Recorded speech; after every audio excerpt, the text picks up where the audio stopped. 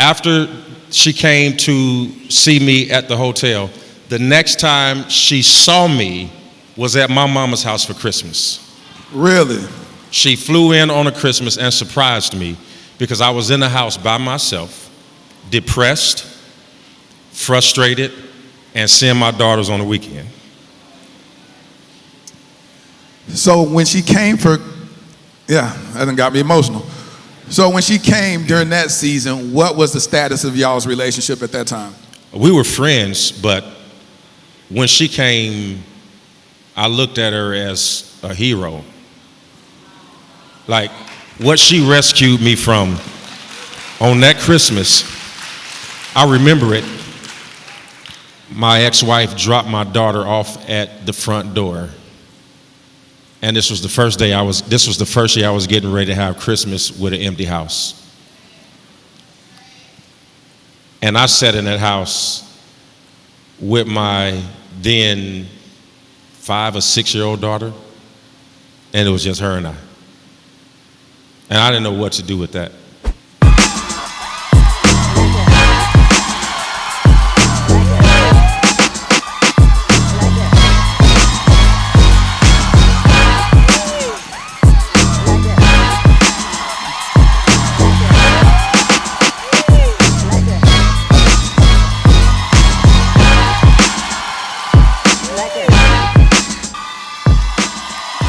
I'm too holy.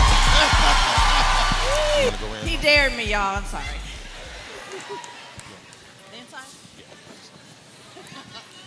I'm sorry. Oh, I should have did my holy dance. That's how I dance. Yeah. God, your favor has allowed the Dear Future Wifey podcast to be the first of its kind. Oh my God. The first to be booked by churches. How y'all doing, Word of True Church? The Bible says that God is not the author of confusion. So I ought to know exactly where I stand with you. The first to be booked internationally. And we try to please the world versus the word. You said we try to please the world and not the word. Yeah. And the difference is just an L. That's right. That's right. And you take an L when you try to please the world. Come on, that's it. The first to be booked at a major award show. I think so often when we hear that idea of love, or someone says, I love you, they say it in the word, but you can't see it anywhere in the deed. You are using this podcast to heal countries. I will use my story to steer other young men away from the road and the path that I took. Thank you for transforming my pain into a beautiful platform.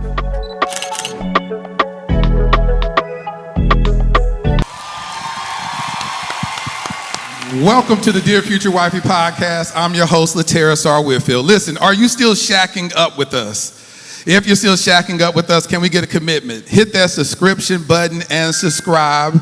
Make sure you turn on your notification bell so you'll be notified about upcoming episodes. We are in H-Town at the Cry Out Conference. Give it up, y'all. We are going to have an amazing conversation with my homie, Pastor Keion and Shaunie Henderson. Y'all give it up for them, y'all. Give it up for them. You know, I just believe so much in kingdom marriages. We need to see more representation of kingdom marriages. But let me go and get a roll check. How many single people do we have out there in the audience? Amen. How many single women? Women, raise your hand. Single men, where are the men at? Single men? See, look at you. See, that's what we doing? That's what we doing here? Single men, I need you to say it with your chest. Are you single? Because you see all these options out here, and you, come on, I'm trying to give you the alley-oop right now. I'm trying to hook you up. It's only one. It's only one. Is there one? Is there one? My God, today we got to change the narrative. We got to get more men at events like this so that they can get filled and delivered and set free and healed. We got to do something better about that. We got to do something better. But listen, I've been looking forward for this conversation, and I love the name of your newest book, Undefeated. Why'd you name the book Undefeated, Shaunie? Because that's exactly how I felt when I finished writing the book.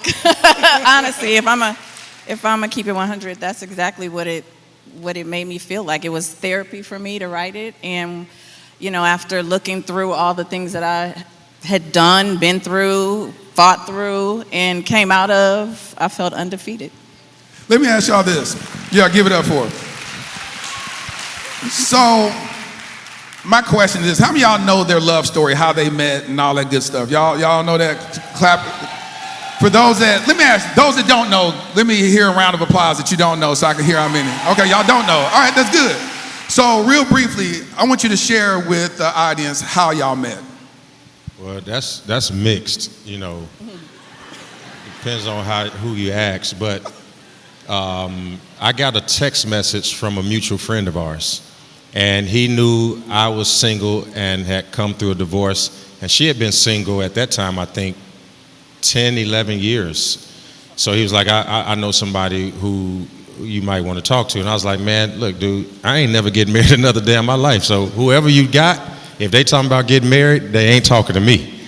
And because I was hurt, hurting people talk a certain way. So I was like, I'm not never getting married again. And he said. But did you really feel that you were never going to get married again? Did you hear what I had just said? I was trying to figure out how I was going to pass a church single for the rest of life without people thinking I had women everywhere. I didn't know how that was going to happen, but I was willing to try. And so, but he texted me the number, and I was like, well, who is it? And he said, Shaunie. I said, yeah, you can go ahead and you can go on and give him my number. I mean, I'll entertain it.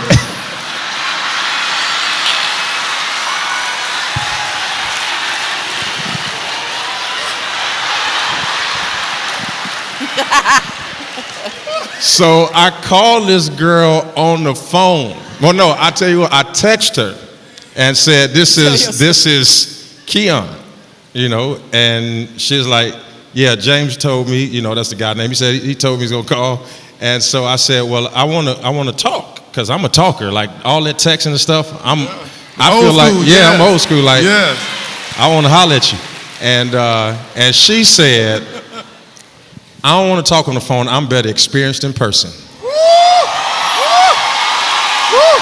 Shots fired. Shots fired. What she told me. So what did you do? What did you do, Keion? I ain't gonna call you pastor no more at this point. You call me Keion. I was like. What did you do, Keion, at that moment? She said, I want to experience you in person. I got a plane ticket. What you mean, bro? What you mean? It took me a couple of months, but I had to go preach in San Bernardino, California. Preached in San Bernardino. And then I called and I said, well, look, I got two options. I can leave out of San Bernardino in the morning, or I can have them bring me back to LA today. And if you available, let's holler. This girl said, well, I got to check my schedule and see if I'm available, because I'm out eating right now. Okay. I'm like, girl, if you don't cancel that meal and come over here, you about to lose the best thing that ever happened to you. You better get yourself together. And she did. And I told her, y'all, this is the craziest thing. I told her where I was staying at. So she leaves the dinner where she's at with her friends. She drives to the hotel I'm staying at. The first thing this girl says to me when she sees me, she was like, look, I ain't going upstairs with you because I'm a lady. And I looked at her right in the face and said, I ain't asked you to go up. I don't even know if I want you to go with me yet. Didn't I tell you that? You did. All right. And we sat in the lobby of a hotel for 6 hours. From about 10 o'clock at night to about 4 or 5 o'clock the next morning, just sitting at a table talking. And that's how we started. So what were some of those things that was discussed in that 6-hour conversation, Shaunie? What were some things? Ooh, it was so many. What he didn't mention was, like, prior to this mutual friend, we had been in the same place at the same time before. We had, hello, how you doing, met, but that was it. I probably couldn't have even told you his name. I was in such a bad space. You're trying to act like you didn't know me. It wasn't you. I was just in a bad space at the time that we did originally meet, that it was I'm like, who? But it was me, it wasn't him. I'm sure he was just as gorgeous then too, but I wasn't paying nobody no attention. But anyway, I forgot the question. What was discussed in that 6-hour conversation? That. Yeah. Okay. So many things. I think, well, to start, I ordered a margarita. No. Okay, wait, I'm finishing. I ordered 2 margaritas. At the same time. At the same time. Let me explain why. First, because I wanted a margarita. 2, he was a pastor, so I'm thinking, this cannot be my life. Like, I don't think that God really wants this for me. I didn't ask him about it at the time, which was a mistake, but I did not ask. I was just like, I don't think this is me, but let me just go and have a nice conversation. So I ordered the 2 margaritas because the lobby bar was about to close. So knock me out with 2 real fast, because I'm gonna need 2 to sit through this man about to talk to me about Jesus tonight.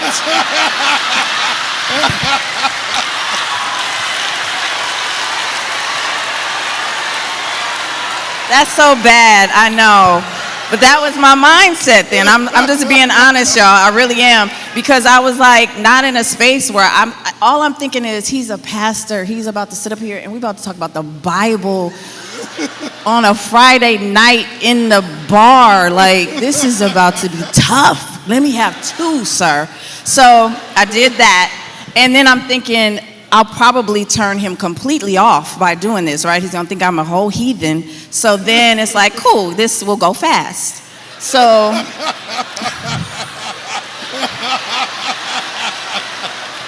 this is all in my mind. Just understand the place that I was in, right? I was just in I don't know what that is, but it wasn't a good place. So this is the negativity I'm bringing to this moment, and not realizing it at all. So I have this whole, and I'm gonna be me. I was nice and we had a good conversation, but our conversation just led into so many things, family and friends, and we both came very honest. Like, I'm 10 years single at this point and been in this dating pool that is full of pee. And maybe other stuff. So I'm thinking, my mindset is so negative in this space. So I'm thinking, this ain't it either. So, but we talked about so many things that I'm sitting there and I'm like, gosh, I kind of like this guy. Like, he's talking good, his character, he was mannerable. I was like, chivalry is not dead, because this is, I think I had molded myself to be so independent that I didn't even know how to receive somebody treating me like a lady. I didn't know, and I didn't even know I didn't know. Yeah. So in that moment, I'm like, oh, okay, this is cool. And I remember just sitting there. I was fine. I don't even think I finished my margaritas. Did I? I probably did. You finished them.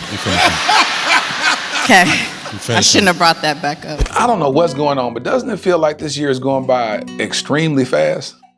Okay, is it just me, or does it feel like between social media or life in general, there's a ton of distractions? Have you ever thought about what you would need to do in order to become who you want to be?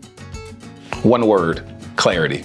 I'm Laterras R, Whitfield, and I partner with my friends again at I Can't Wait to Travel for a clarity retreat so that we can get clear. I want you to escape with me to Cancun, Mexico at the Unico 2087 Riviera Maya on September the 26th to the 29th. My homie David Burris, Christian life and relationship coach, and I will be facilitating workshops to help you begin to focus only on those things of importance so that you can thrive in all areas of your life. What are you waiting for? Go to ican'twaittotravel.com, click on the tab that says Group Trips, and join me on the Clarity Retreat. It's time to get clear. Here's how the date ended, though. You see how she got everybody on her side? The date ends, because my flight leaves at 7 a.m. coming back to Houston, so I got to be at the airport 5:30. And so I walk her out of the door to her car. First of all, this girl had a Range Rover with 26-inch rims on it. I said, who got 26s? I didn't know. On their Range Rover. She's like, what size is this? She didn't know what I was talking about. So she got this Range Rover. I walk out to a car, and I hugged her sideways. And I Church put- hug. You gave a little I church gave her hug? a church hug. mean. I put her in the car and I let it go. And she just spent the last 4 years talking about why I ain't kiss her. I said, because the way you was acting. I mean, On a cheek or something. no. You ain't want to go upstairs, and you was talking about. You see how you said what you ain't want. You wanted me to go upstairs? Yeah. No, I ain't want you to go upstairs, and I'm holy. But I'm tell you this.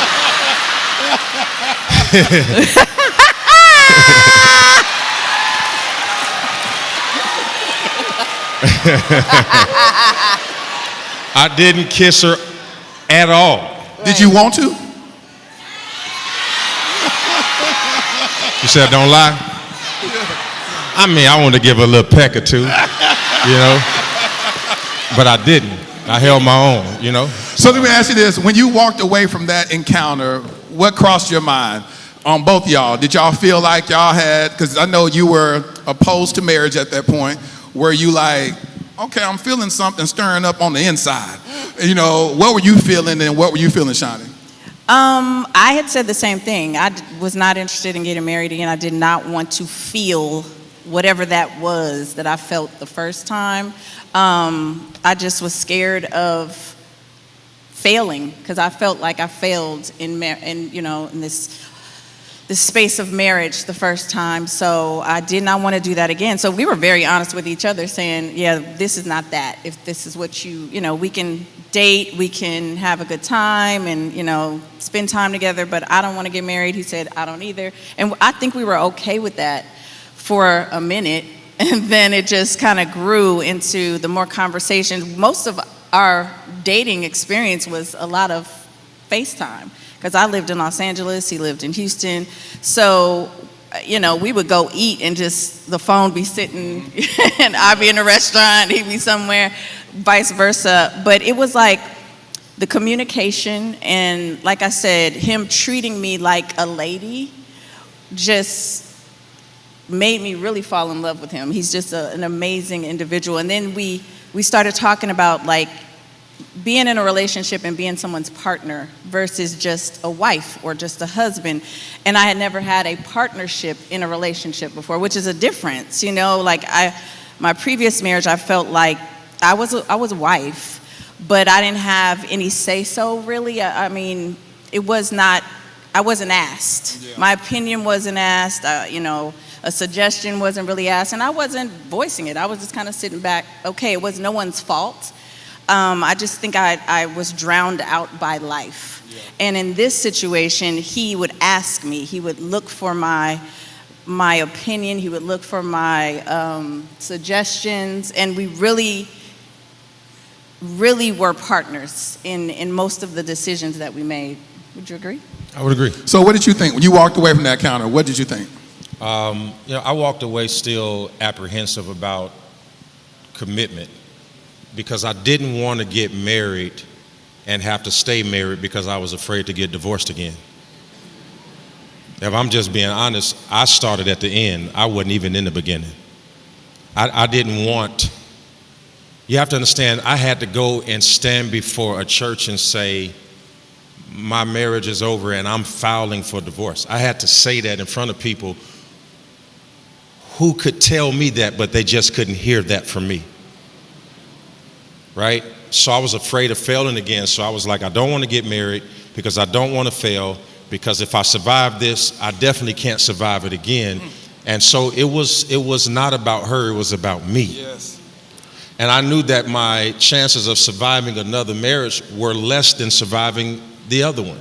So I self-sabotaged, Yes. if I'm telling the truth. And I probably missed 6 to 8 months of happiness with her because I wasn't happy with myself. That's good. Listen, that's good. That's good.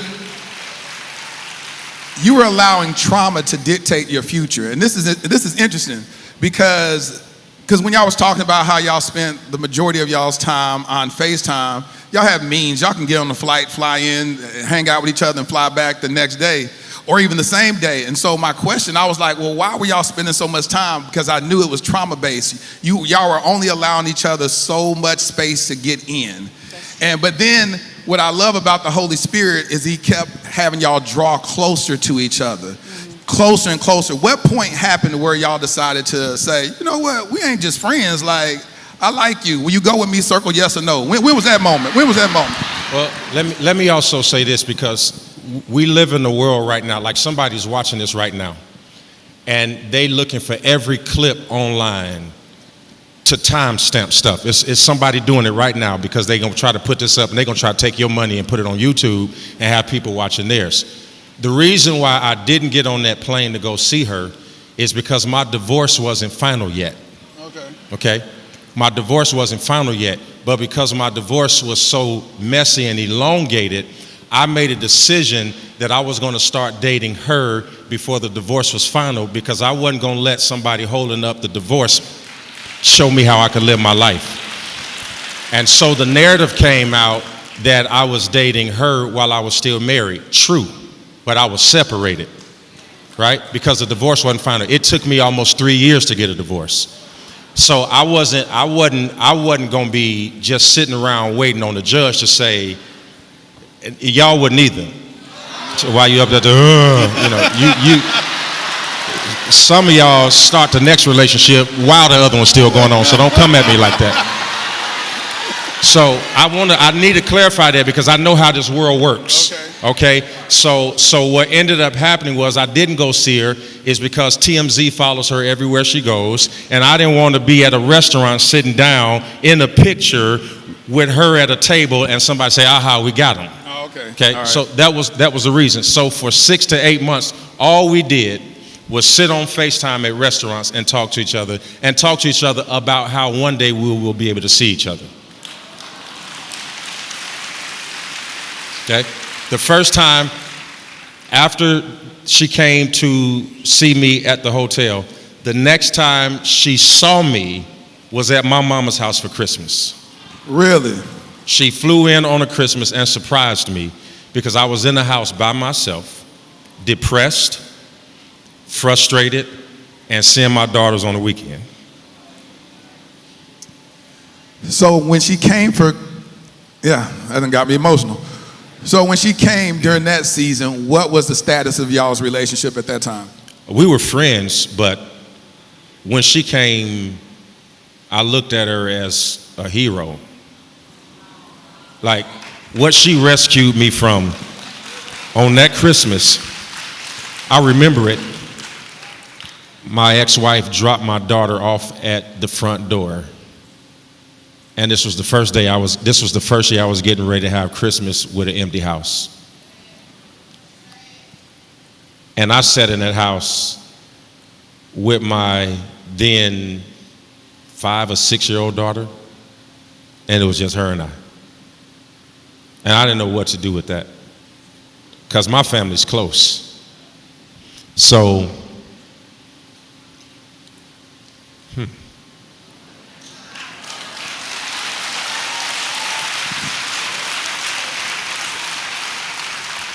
So I told my daughter, I said, we're just gonna go to Granny house. And we got in the car, and my sister Kiana was like, I need you to go with me to the airport to pick up Uncle Jerome. I was like, why we gotta pick Uncle Jerome up? He can't get no rental car. So we gotta go pick up Uncle Jerome. I was like, all right, we'll go. So I get in my car with my sister and my daughter on Christmas, drive to the airport to go pick up my Uncle Jerome, complaining about why his flight was delayed and why it was taking him so long. And come running around the corner was her.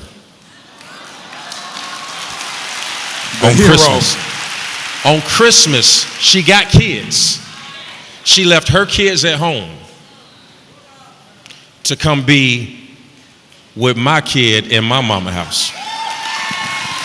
So that's why you can't tell me nothing about her. Somebody in the audience said, girl, go get your man. Go get your man. That's what I felt that. Go get your man anointing coming all over this room But right before now. they eat me up, I literally went for amount of hours and went back home to my babies And and went back was to- there for Christmas morning. So That's She was- beautiful. they're gonna be like, "You left your kids." No. Ain't that yes, crazy? And no. You live in a world where you got to say something about everything you say. That's right. crazy. I left him for amount of hours. She left him for hours and he then went back. I was talking to him though, and like I said, we spent a lot of time on FaceTime, and I was watching him decline in that you know, a bad divorce, not being able to see your child when you've been seeing them every day to every other weekend, and I was watching him decline, and I had been there. You know, I had my kids from day one, so I didn't experience that part, but I know what it's like to be in a tough divorce and I didn't know what it was like standing in front of the church. I could only imagine that. But I did have the internet that was just making up lies on me for many years, probably still there. But I know what it feels like. So it was like triggering to me almost, and I was feeling his pain. And if I never was going to be his wife, his girlfriend, I wasn't thinking like that in that moment. He had become a true friend to me. So seeing him that hurt, I was like, let me just go and at least, you know, give him a hug. I'm a hugger, y'all. Hugs change lives, I'm trying to tell you. But I was like, let me go and at least just give him a hug for Christmas and then jump back on a plane and go home. And that's exactly what I did. It was just that. Beautiful. You know. Thank you for showing up, Queen. Thank you, thank you, thank you, thank you. Pastor Keion, you was about to say something. The vulnerability of a man to be able to share. A lot of women don't see men go through heartbreak. They don't believe if we go through a divorce, we feel like, hey, the grass is green on the other side. We'll leave our spouses and we're happy and we're just frolicking through the field, looking for our next adventure with a woman. But I could see noticeable heartbreak while you were sharing that story. What was that attached to? Man, I was devastated. I felt, see, I'm a real pastor, so I care about the people. So I felt like I was embarrassing them because, you know, everybody wants a leader who at least appears to be doing the job, right? So I let them down. I got my mom over here who supported me, so I let her down. I got my daughter who knew nothing but the both of us, so I let her down. I just had all of these thoughts about failure. And it almost got to me because, you know, I've never hurt myself, but that was a moment where I contemplated it. You know, I thought about, well, what am I here for? And why do I have to keep going? And I, you know, and people were so mean on the internet. That was my first experience with that kind of exposure. Where you wake up and you're on all of these blogs and everybody's making up this stuff. And see, I'm from Gary, so the only thing I know how to do is smack you. I didn't know how to. I didn't know that you can't fight back. Yeah. You know, I didn't know that you just have to just live through it. I didn't know that you have to let them. So here I am fighting on a level that I've never fought before. So I feel like a failure and I can't fight back. So what does that turn into? It turns into rage. Yep. And I hear it coming out in my sermons. Now I'm preaching to something and somebody who's not even in the room. And one day I said, wait a minute. You better than this. You better than this. You stronger than this. You're stronger than this. You're better than this. And I start telling myself that. And the more I started to talk to myself, the more I started to realize now I have to be what I've told everybody to be when I was on the other side of the pain. And I woke up and I called my mama, who is just the most amazing mother on the planet. I called her and I said, you keep asking me, am I going to be all right? I called and I told her, I said, I'm good now. I'm ready to go. So that's how I came through it, man. How many of y'all remember that song, Sometimes You Have to Encourage Yourself? How many of y'all believe that? It's in those darkest moments where you have to encourage yourself. You have to speak the word over your own life where nobody else can't get a word through, but you got to encourage yourself. So I love that for you to say you had to encourage yourself. I remember in my dark season, when my divorce was over, or I was going through that stage, I literally envisioned myself walking into a highway and oncoming traffic and killing myself. And I wanted to make it appear accidental because I didn't want to go out like a coward and be like, oh, he committed suicide. I wanted to be like, oh, he was crossing the street for whatever reason across the highway, but got hit by a car. I was How about crazy to is question that I know part. it's dumb. Like, It's dumb. you didn't think that it was out. Dumb, wasn't it? I don't think highway. people would have believed that, would they? They would just. That wouldn't I go would work. only believe it if your house was near the freeway. I'm Right. like, how you get all the way out here? We would have You had know? questions. We would have. But what is, you guys both are saying that because I'm thinking when I was going through my divorce, I remember going to my mother, which is how I ended up a therapist, by the way. I went to my mother and I said, Mom, do you think they have some type of pill that I could take to just sleep through this? I didn't want to die because I looked at my babies and I knew that they would need me, but it was this period that I just was like, let me wake up, let them see me, get them ready for school, get them to school, and come back home and just sleep the day, because I wanted my mind, my brain to just stop. Like, someone spoke on that since we've been here, but how your brain will just keep going and the thoughts, you just want to turn it off. Like, just turn off the hurt, turn off the tears, turn off the anger, turn off everything, and you can't.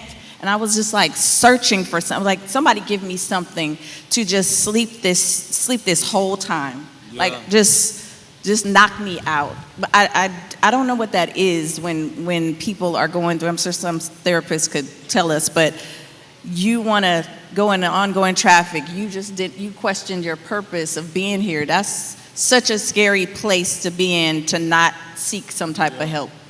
It also shows us that we have to stop finding our identities in the relationships. Yeah.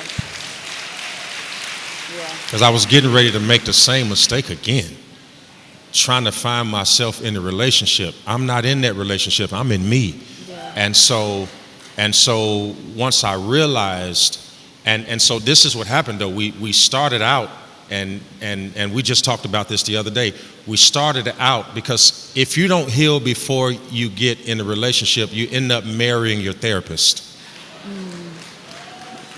And then once you're healed, you'll realize you don't need him anymore. Yeah. And then the relationship is over again. And so I needed her so much in the beginning because trust issues. Where you going? Yep.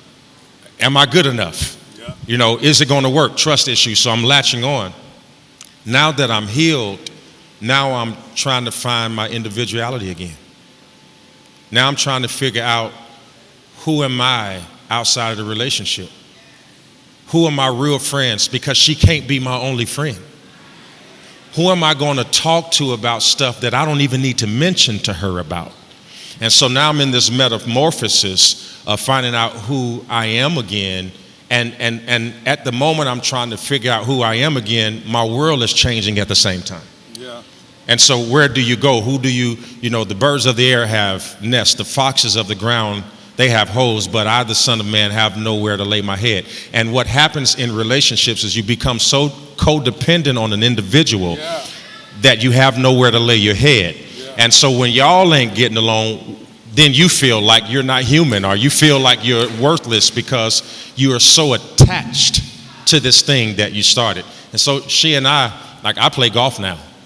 Right? I play golf. I love to play golf. And for those 3 or 4 hours I'm out there, that's me. Yeah.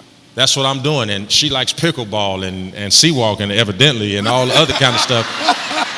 She likes to do. She's from LA now. Yeah. She's from LA. No, she plays the piano. Oh. A little bit. Don't get excited. She plays the piano. She can read music. She can actually sing. Oh, really? Whoa, you stop. You stop right now. She does a whole lot of stuff. So yeah, it's just again, finding your identity outside of the individual. We talk about this thing, we call it A-frame, M-frame, H-frame, and we did it online one time. And when I met her, we was all A-frame. I mean, we were leaning on each other. If she would have moved, I would have failed. If I would have moved, she would have failed. And then you go crazy from there, then you go to H frame. So we're so far apart that one situation brings us apart. But then we just found our balance. She's on her feet, I'm on my feet, we hold hands, and we're so tight that if a thing tries to come in between it, it's got to fight both of us at the same time. I saw that illustration that you did. Absolutely beautiful. One thing that I do not want to just skip by is the spirit of suicide ideation.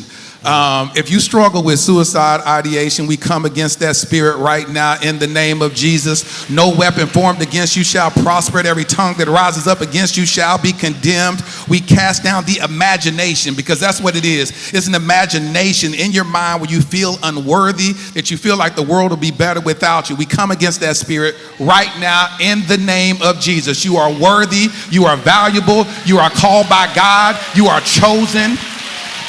In the name of Jesus. See, Pastor Keion, I have a son that I adopted that struggles with suicide weekly. And that's only the times when he tells me. He said daily. He said, you don't understand what it feels like to live in my body.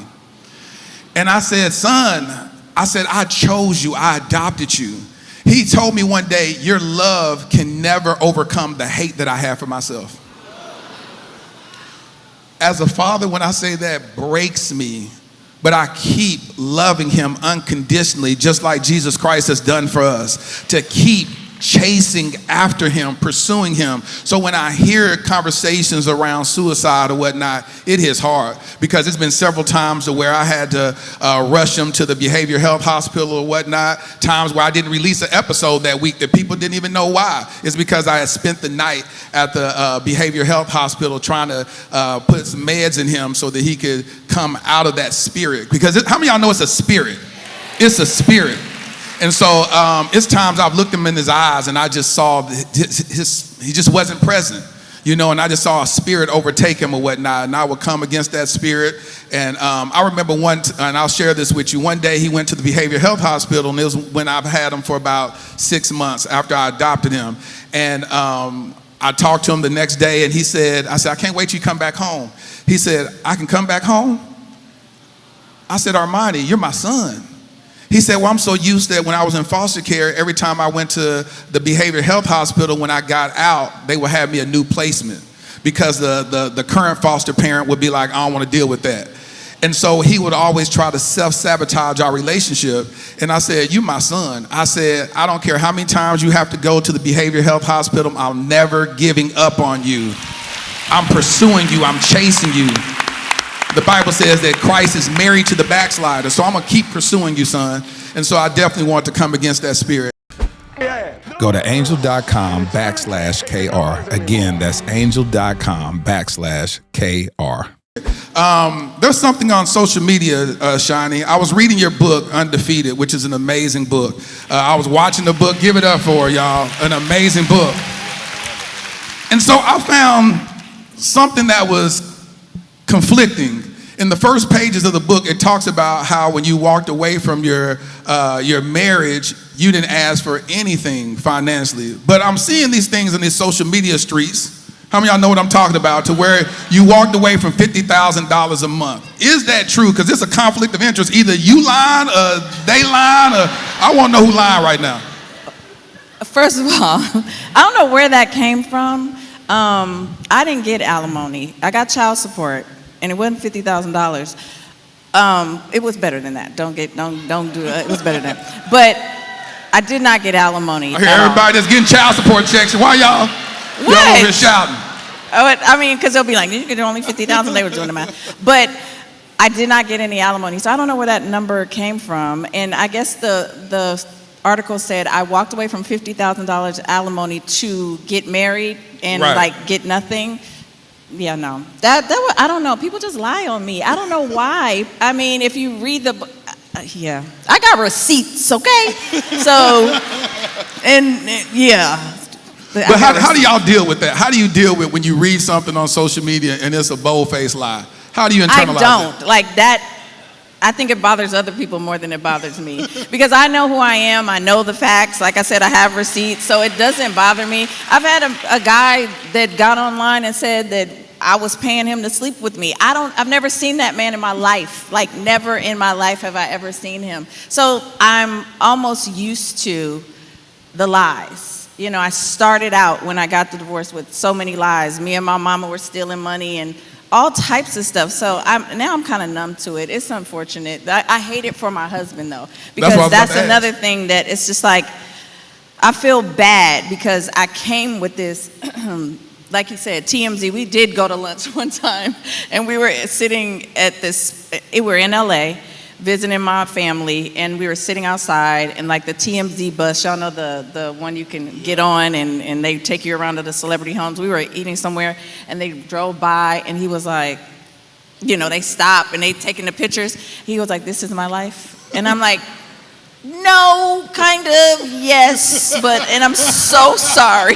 So that's all I can say, but it's like, I feel horrible. Like, I remember, if y'all do get my Audible and my voice sounds monotone, is because I was in a sunken place that day because of that man getting online and saying that about me, because all I was thinking about was my husband, and he knew it was a lie. But it's just all the people that like to believe that type of stuff that call him. So he's like, "Babe, my phone is blowing up."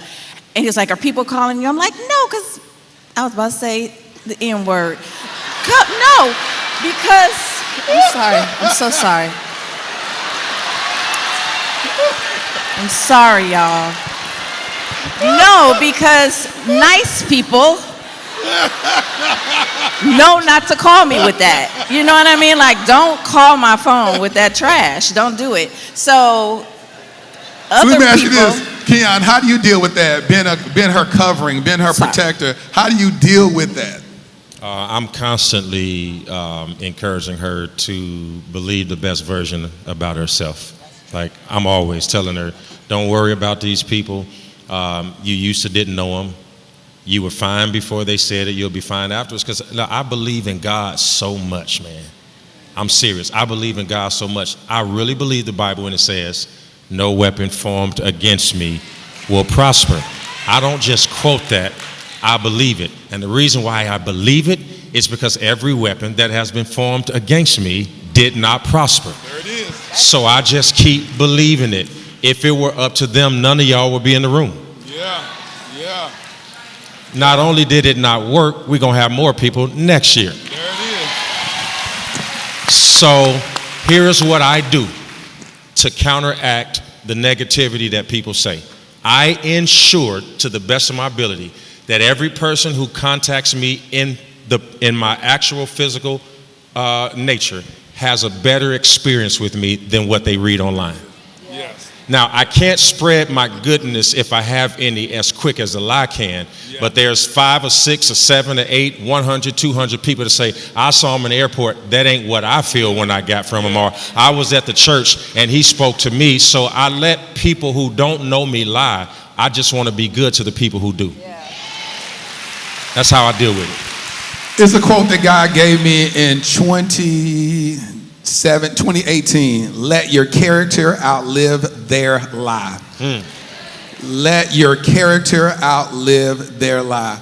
My question to y'all is that y'all both was coming from a space where y'all didn't believe in marriage for yourselves again. She came as a hero as you spoke in your life on Christmas. God gave you a present that's beautiful. God gave you a great present and what year was that? What year was that Christmas? 2021, I believe. And so how long did it take for you to say, "I've been talking to my wife"? Honestly, I don't think I ever did that. You just got married and never saw as your wife? No. We didn't talk about marriage forever. You have to understand. Like, we literally kept saying, "Hey, we're gonna be friends." We held on to that until we finally couldn't anymore. I would say, I can't even lie to you and tell you I remember the day. It was with us, and we say this all the time. Everybody has these love stories where these fireworks happened and the cloud descended and the sun was brighter that day and the rose petals grew. It was just organic over time. Anybody here who has a relationship, like, it just happens. Like, I don't want to paint this rosy picture like we saw each other like Bugs Bunny and our hearts were pounding and our shirt was moving. It wasn't like that. We were wounded. So I would say, if I could answer the question as I'm talking, I realized I was talking to my wife when I started to hear myself. and not the voices that were talking to me that were in charge. So when I woke up from my disastrous mindset, I was able to hear the same woman, but not interpret what she was saying through my pain. Because she didn't change who she was or what she was doing. I just had to get to a place where I could hear what she was actually saying and not what I felt. She's never changed. What you see is what you get. She's been doing this since day one. All of her friends will tell you, this girl is like the Lord. She changed not. She is the same yesterday, today, and forevermore. Monique, am I telling the truth, Mo? She don't flake like that. She not in and out. You know, she gonna speak her mind. She gonna say what. So she didn't have to change. I did. And I can't tell you that I remember the day that I did. I'm just glad I did. Right? I don't remember when, but I'm just glad I did. So what about you, Shaunie? Was it a moment for you where you said, this is my husband? I don't know that I said that, because he's right. We were so dead set on no marriage, right? Like, we're good. But I will say that I knew for myself, if it ever was to happen, he was the one.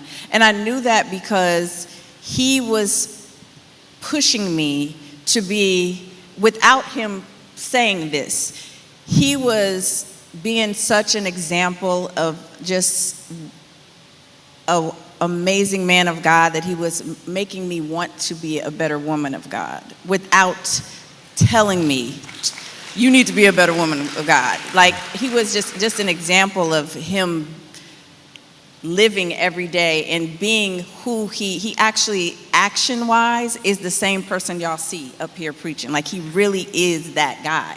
And he's that guy, all while still being relatable and normal and not making it like I thought, you know, us sitting up having to talk about Jesus for 2 hours.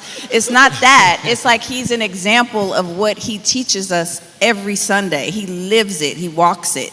So me watching him do that just made me naturally want to follow his footsteps and want to become better. So he says I don't change, and I know what he's saying. I do stand solid on who I am. I am going to crip walk. I am going to have a margarita, and I'm going to tell you, like, I'm not going to hide it. I'm not going to, you know, but I every day intentionally try to be a better person and try to be a better woman of God and try to do better and speak better and think better. So I think that there are a lot of people like me that might not have the perfect words and know all the Bible scriptures and they're, you know, like, not know how to pray like him, but I can speak to God the way I speak to God, and he hears it just like he hears my husband's prayer. So I think that there are people that, it might not be a lot of us, but there are people that you can see somebody just trying to be better. And I hope that I'm that person for some people, to just see me trying to be a better person, trying to be a better woman of God, trying to learn and not just be in this space and not get something out of it to help somebody else. So he was my example of that. And you know, I always went to church, but now I don't ever want to miss. Good, good. Let me ask you this as we get ready to wrap up. Why did you write Undefeated? And who is that book for? This book is for every woman that has, not even women, because I think men can get something from it too. Any woman that's ever felt discouraged, any woman that's ever felt defeated, that I felt like I could inspire, empower, encourage that there really is nothing that is too hard for God, first of all, but that you can't adapt a mindset to fight through. Because it's all, if you think about it, you can talk yourself through anything. You can talk yourself out of anything. So if you just develop that type of mindset that it's so powerful that you can pray through it. Whatever your thing is, you can literally adjust your mind to push through anything to where you can be as undefeated as me and anybody else. We sat up here with Coach Pastor Pastor Dion yesterday. And just that mindset alone, like while he was talking, I went in the back and I said, tell me a time you ever tell me your story of feeling undefeated. He said, sis, I ain't never been defeated, to give you a story of me saying that I was undefeated. Like, that isn't a thing. And it was like that moment of, dang, like that's how I want to think every day. But of course, we've had those moments of feeling down, feeling beat up. But sis, bro, you can talk yourself out of anything. I promise. It's a mindset, and that's who that book is for. Pastor Keion, little birdie told me you have a book coming out August the 6th called Lazy Love. Lazy Love. Touch on that. What is this book about? So it's the 4 threats that I believe that encumber any relationship, and it's based on the 4 levels of love according to Greek, eros, agape, storge. But I got the concept because the Bible talks about us being like a sloth, and when it talks about the sloth, I just started researching it one day because the sloth, it moves slow, and I was thinking that it was lazy. What I didn't realize is that a sloth is addicted to a plant that slows down its movement. So the thing that it eats is the reason why it shows up the way it shows up. And I thought to write a book because it is possible that you are addicted to the thing that slows you down. Oh my God. Oh my God. That there is something that you consume that keeps you from showing up the way you can really actually show up. And I think I've identified 4 of those points in that book. And without giving away too much of it, all of the people that we've been working with are saying that based on the manuscript of it, they believe we have a New York Times bestseller on our hand. And I pray that that's true. Yeah. But what's more important to me is when I come and shake somebody's hand and they said, I read that book, and it saved my life. Yeah. And if it was not for that book or your ministry or your sermon, I've heard so many people tell me that as I've been meeting you in the hallway. They'll just tell me, they'll say, if it were, you met me at a place where I almost felt like giving up. And I was just on TikTok, I was just on YouTube, and I saw your face and I started listening, and I'm alive today because of you. That's what this book is about. And if it accomplishes that, then it would have done its job. Good. Can we ensure that bad boy hits the New York Times bestsellers list? Everybody that's watching this episode, when are pre-orders going to be available? Pre-orders are available now. It actually comes out August 6th. Out August 6th, so pre-orders are available right now, and do what you got to do to get it. And right now, go get Undefeated. It'll be a link in the description. Go get that book. Let's let this bad boy hit the New York Times bestseller. We need the kingdom of God to rally together. Listen, the Hendersons, thank y'all so much for having me on this podcast. Didn't they do an amazing job? Thank y'all for having me at Cry Out. It's an amazing time. I find it as an honor that you see my gift. And I just thank you for that. Hey, y'all give it up for the Hendersons, y'all. I hope you enjoyed this episode of the Dear Future Wifey podcast. Remember, be lit, live intentionally and transparently, and don't stop loving. Make sure to subscribe to our Dear Future Wifey YouTube channel. We're available on Apple Podcasts, Google Podcasts, Spotify, and Stitcher. We welcome your support. Simply share our podcast with your friends and family.